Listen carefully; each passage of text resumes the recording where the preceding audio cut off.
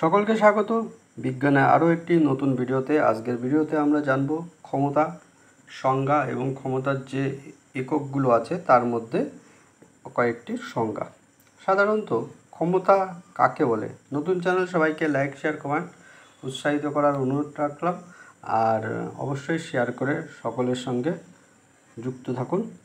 এবার এই ক্ষেত্রে আমরা দেখো ক্ষমতা কাকে বলে। আমরা সাধারণত কাজ করি, যখন বাজার থেকে কোনো জিনিস আনতে হয় বা একটা মোটা বই উঁচু করতে গেলে কষ্ট হয়ে যায়।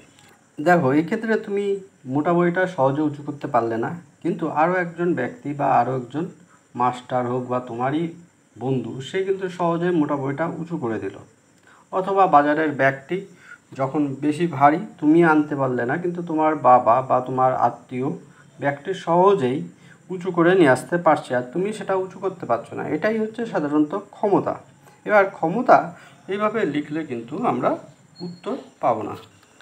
এক্ষেত্রে সংজ্ঞা হিসেবে আমরা লিখতে পারি যে সময়ের সঙ্গে সঙ্গে কাজ করার পরিমাণকে ক্ষমতা বলা হয়, অথবা সময়ের সাপেক্ষে কাজ করার হারকে ক্ষমতা বলা হয়ে থাকবে।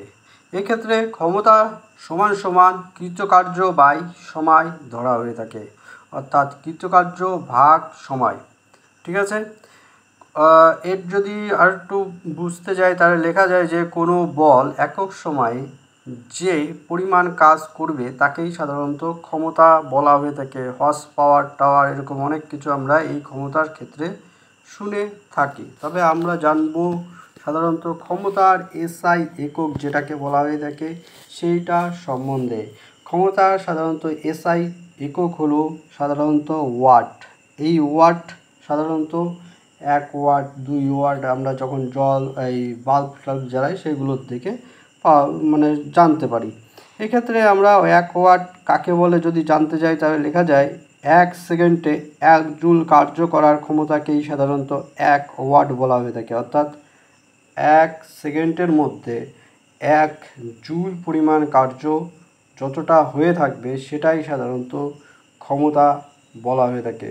আবার অপর ক্ষেত্রে আমরা যদি ক্ষমতার সিজিএস একক ধরতে যাই তাহলে দেখা যাবে ক্ষমতার সিজিএস একক সাধারণত হচ্ছে আর্ক পার সেকেন্ড।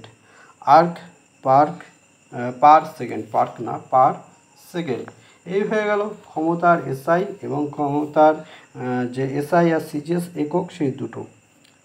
অনেক সময় আমরা সাধারণত ক্ষমতা ও বেগের যদি সম্পর্ক বের করতে বলা হয়ে থাকে তাহলে আমরা এই ক্ষেত্রে লিখতে পারি ক্ষমতা সমান সমান প্রযুক্ত বল ইনটু বস্তুর বেগ।